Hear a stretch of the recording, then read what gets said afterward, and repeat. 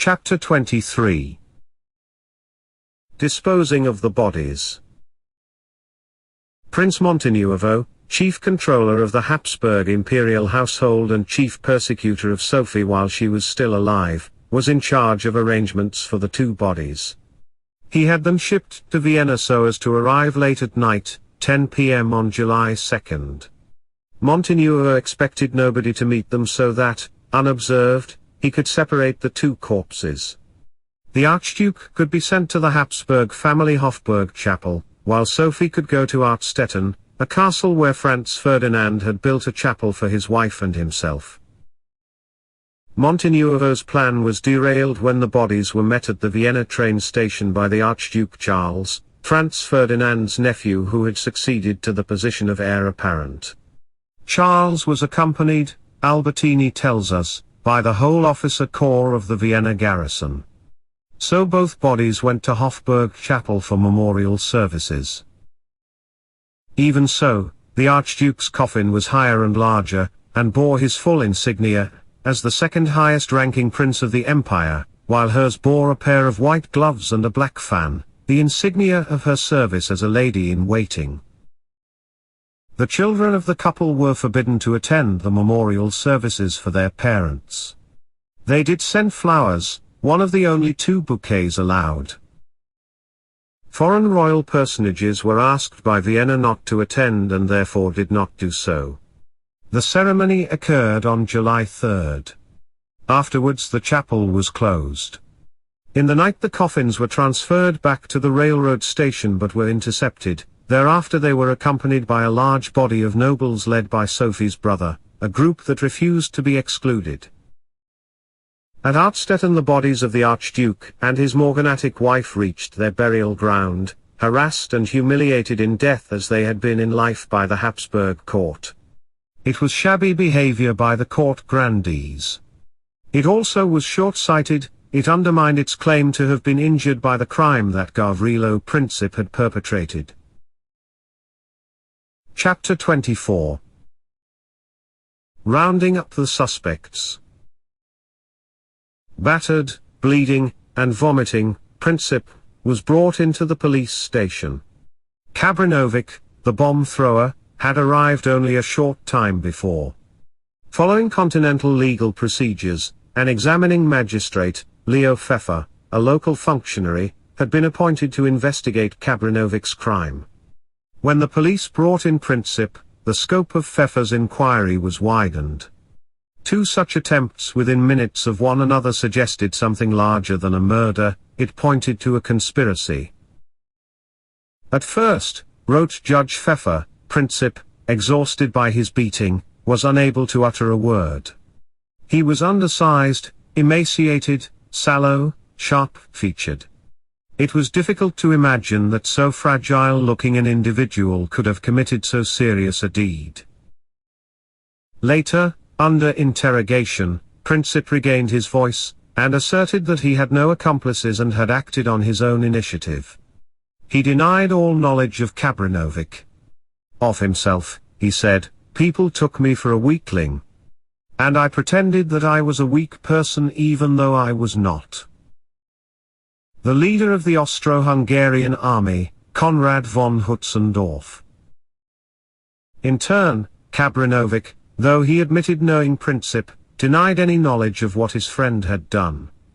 If Princip, too, had made an attempt on the Archduke's life, it must have been, according to Kabrinovic, because he harbored similar feelings and had arrived at the same conclusions as to what had to be done.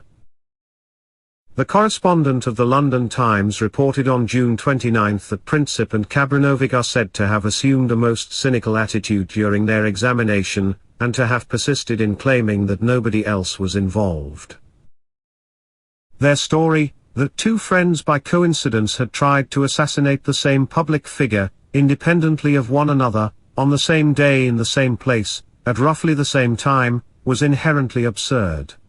The reason they had no more plausible account to provide was that they had made no effort to devise one. Theirs was a suicide mission, they had swallowed their cyanide, they should have been dead, and therefore in no need of a cover story for the authorities. As the questionings continued, the police threw out a dragnet. Not merely Kabranovic's family, and the Ilić family with whom Princip lived, but more than 200 leading Bosnian Serbs were arrested in Sarajevo alone. Princip felt guilty about this. It was wrong, he felt, to stand by and let innocent people be punished for what he had done. In any event, though accounts differ, Kabranovic had confessed some elements of the conspiracy to Judge Pfeffer. Princip wanted to reveal only the names of fellow conspirators. After all, they had volunteered for a suicide mission. Ilić, caught up with many others in the police dragnet, volunteered to reveal everything if his life was spared. Unlike Princip, he was over 21 and subject to the death penalty. He told the Austrians what he knew.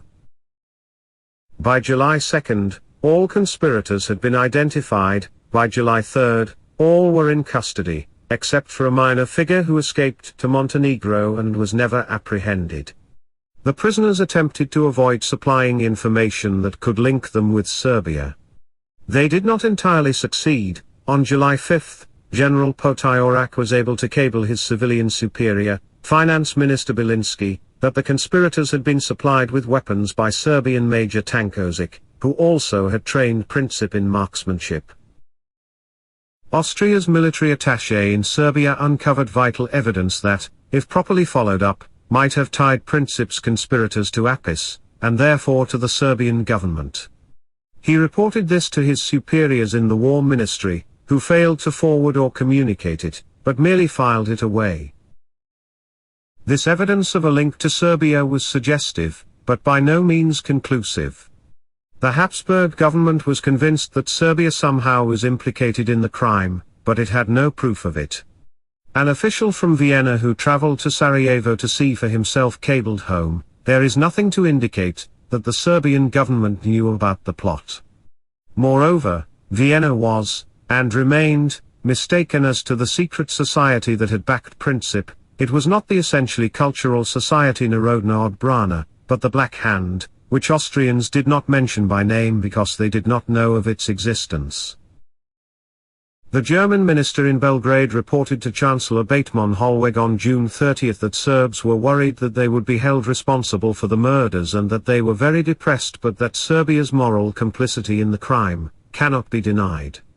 He quoted the Russian minister as hoping that whoever did it was not Serbian. Esperanske se ni Sera pa un Serb. He must have known it, commented the skeptical Kaiser. In his report 2 days later he told the Chancellor that the Austrian charge d'affaires in Belgrade, on July 1, on his own initiative, had asked the Serbian Foreign Office what inquiry was being made into the crime. Nothing had been done, was the reply. When he expressed his astonishment, the Foreign Office contacted the Minister of the Interior. Searches and arrests then were made in the quarter where some of the conspirators had lived.